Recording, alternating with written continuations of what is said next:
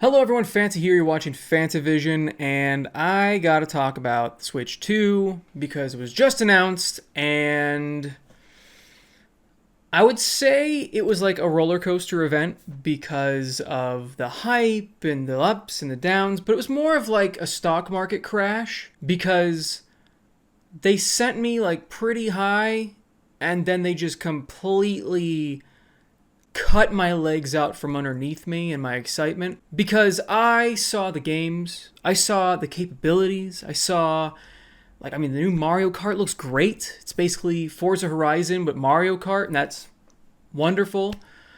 I saw the new Donkey Kong game.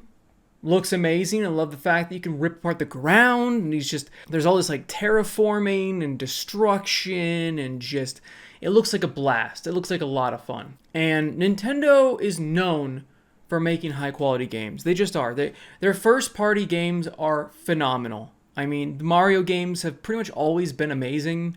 The platformer ones, and Kirby was great. I love Pikmin. So it pains me to say that I'm not getting a Switch 2. I'm not getting a Switch 2 at launch. And I know a lot of people are going to be like, oh, he's a hater. He's a hater. I have the OLED. I bought the original. I still have the original. I bought the original at launch. I got the OLED Zelda version when that came out. I got Zelda at launch. And I got the collector's edition with the case. And I still have the case because I still use that case for my Switch because it's perfect. It's amazing. Looks really cool. The Sheikah Slate. I love Nintendo stuff. Not a huge fan of the company a whole lot because of the things that they do, but I like the games that they make. And it pains me to see them just completely miss the mark. And I feel like that's what they've done here, is they almost had it and they just dropped the ball because they focused on a couple things that were A, not important for the console itself, B, they got way too cocky, they got too greedy, and now they're selling games for $80. And some people are saying $90 for physical games, but other people are saying that was just some article and that one's incorrect, and physical games will also be $80. There is no discount for digital. Either way, $80 is insane for a video game, and I will not spend that. I just won't. And it sucks that it's going to be Nintendo doing this, even greedier than Sony, which is crazy. Because Sony kicked off this whole let's just raise the price thing. And on top of that, some of these games they're not even really the game. They're just a cartridge and they're just a key. Like you put it in your system, it just goes, oh, it's there. And then you download the entire game. So you're getting now cartridges that are not actually physical games. We're going backwards here. This is not the solution to an all-digital world. You still don't really own that thing because once the servers go down, it's still gone. You've accomplished absolutely nothing by having that card. In fact, it's worse because now you're getting rid of the convenience of it. You're taking everything bad about digital and removing the one thing that was good about it. It was the fact that you could play a bunch of games on the go on one device with no carts that you had to bring around with you. And now you can't even do that. Now I'm sure you can, but with those specific cartridges, you're going to be popping it in so your system can go, oh, it's there, and then it's the stupidest thing I've ever heard. It's so dumb. It's just as dumb as those cloud save or the cloud games where the game isn't really running on the system and it's running through the clouds. You have to depend on the internet, and so you definitely don't own that game. I mean, those were stupid as well for the Switch. I also don't like that they went all in on gimmicks with this system. I'm not quite sure what they were thinking with some of these gimmicks. I don't know. Okay, first of all, how many people even play like this? How many people just use one Joy-Con? I will admit, I occasionally have. It is very nice. It's cool. And you could call that a gimmick, but that's a gimmick. You know what? That's a useful gimmick. Okay. I will call that a pretty useful gimmick. You know what's not a useful gimmick? This thing. Did you even know that was on the bottom? The little IR reader thing? What do you use this for? Nothing.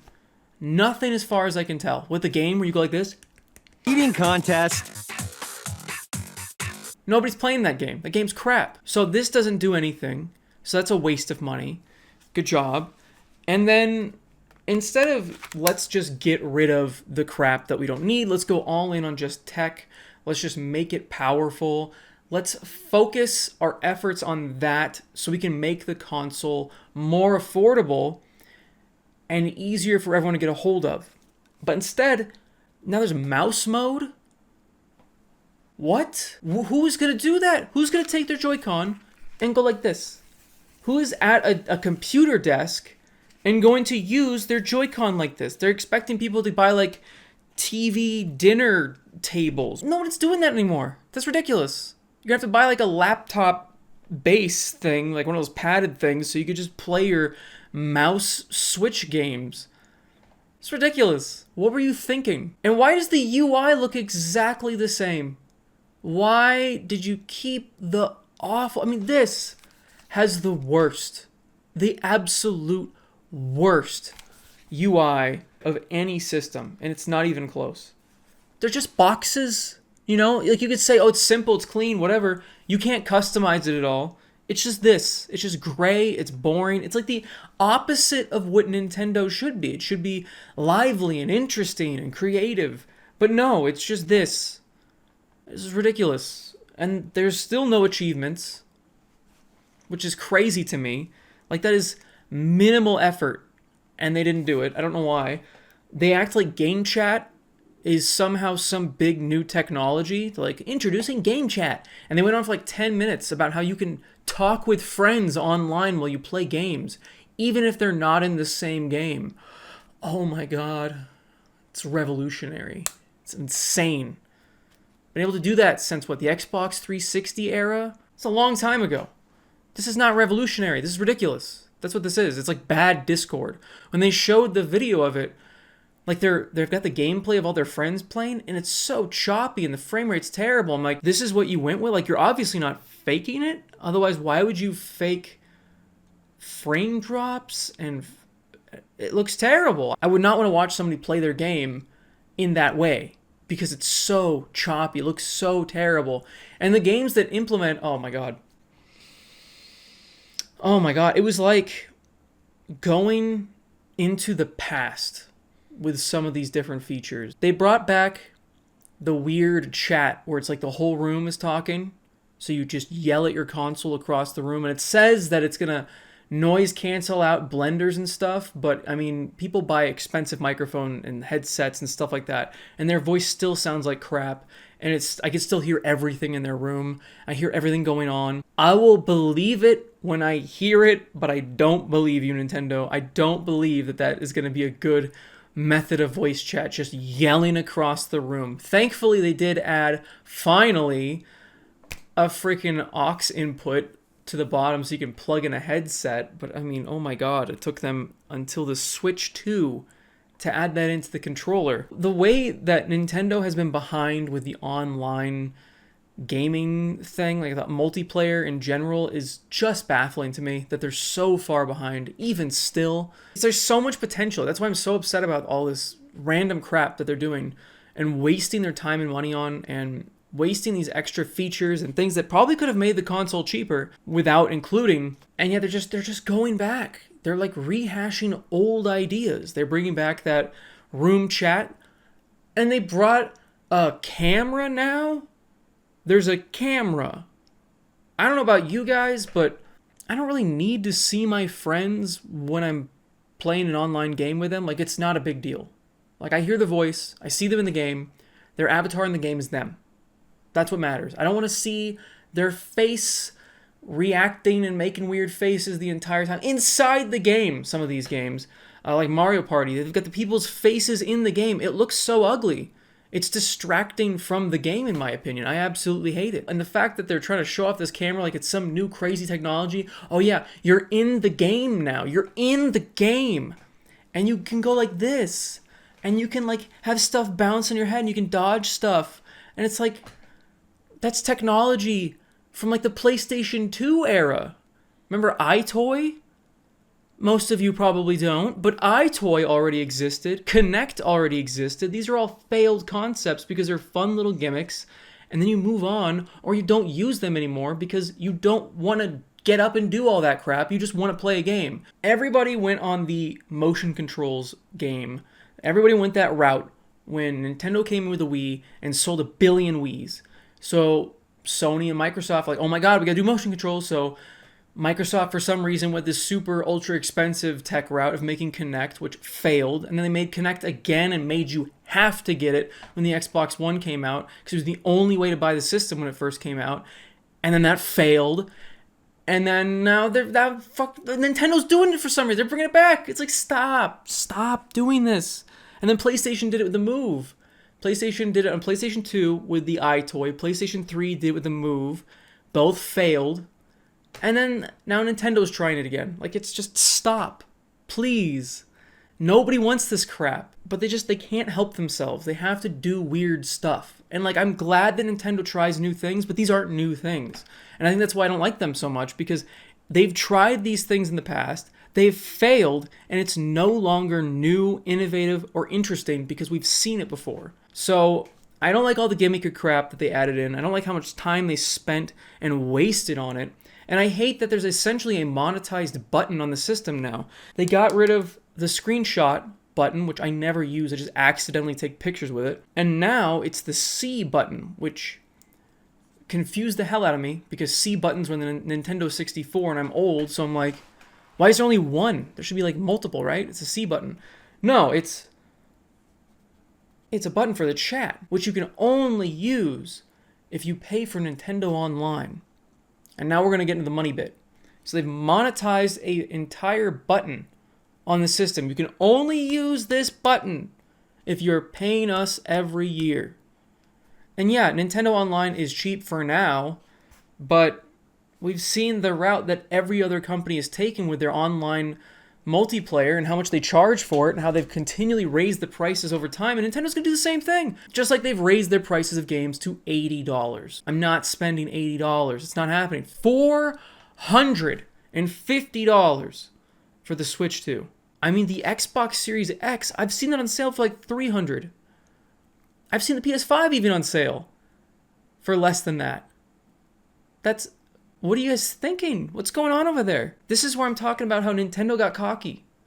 Nintendo sold so many of these damn things. They sold so many Nintendo Switches. They sold so many games. And I'm part of that. I have so many Nintendo Switch games. But I think they forgot why. They forgot why they sold so many. I mean, the Switch is what, $300?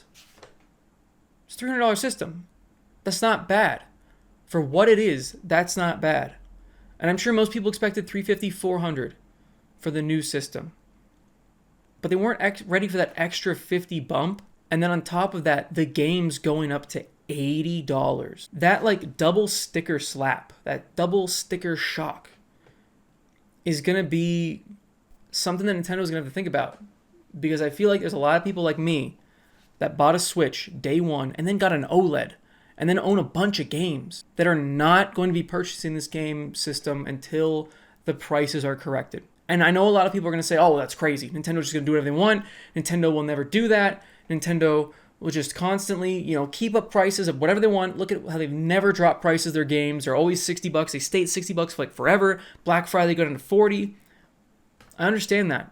And that's because they were successful this time.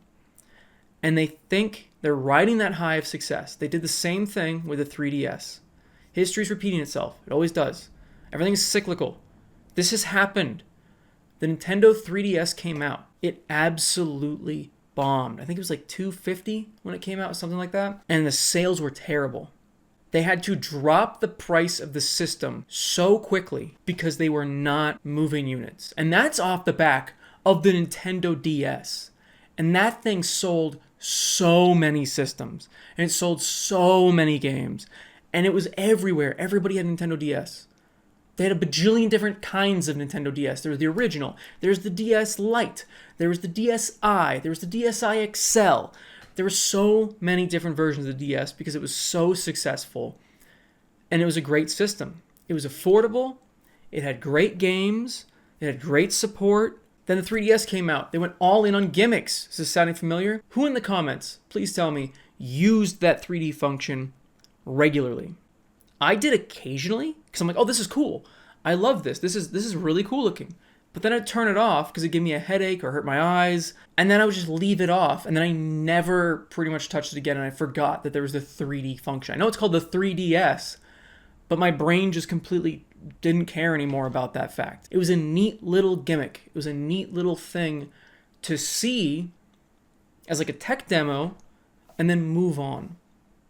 Speaking of tech demos, they're charging for their tech demo. What? Do you remember when the Nintendo Wii came with Wii Sports for free? I mean, Wii Sports was one of my favorite, and is one of my favorite Wii games of all time. I played the hell out of that game. It was so much fun. And it was free. It was a pack-in.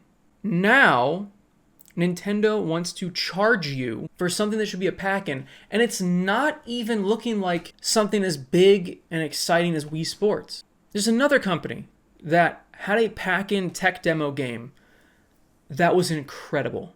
I mean, it's one of my favorite games, and now that the full game has come out, that full game is one of my favorite platformers of all time. I'm talking about Astro Bot. That game was free on the PlayStation 5, and that is an amazing tech demo. If you have not played it and you have a PlayStation 5, you are doing yourself a great disservice if you like platformers, because the capability of that controller is amazing.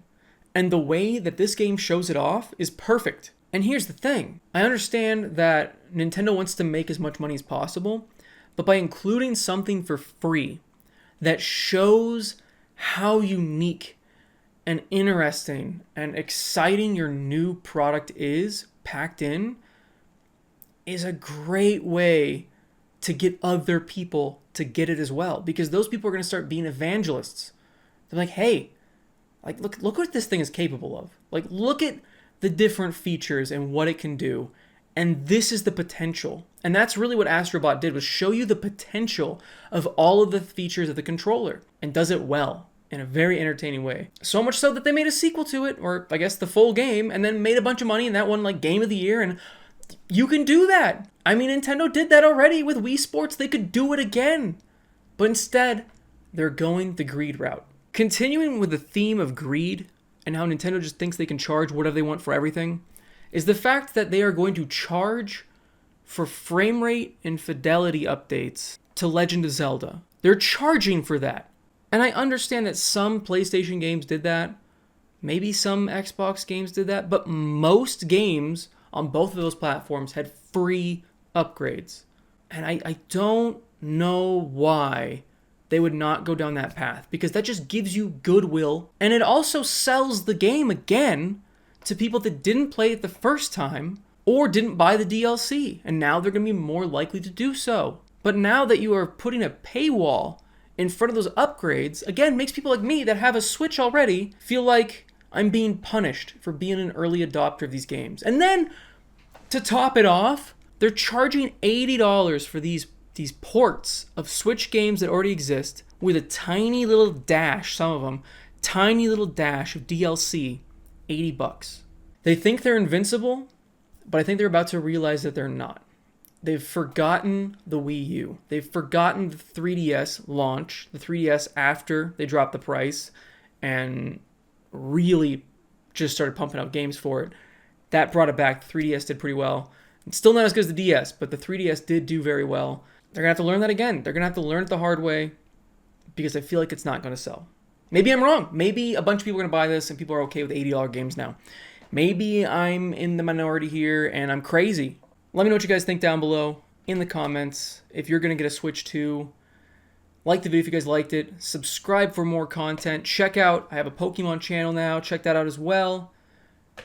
And as always, have a fantastic day. See you, everybody.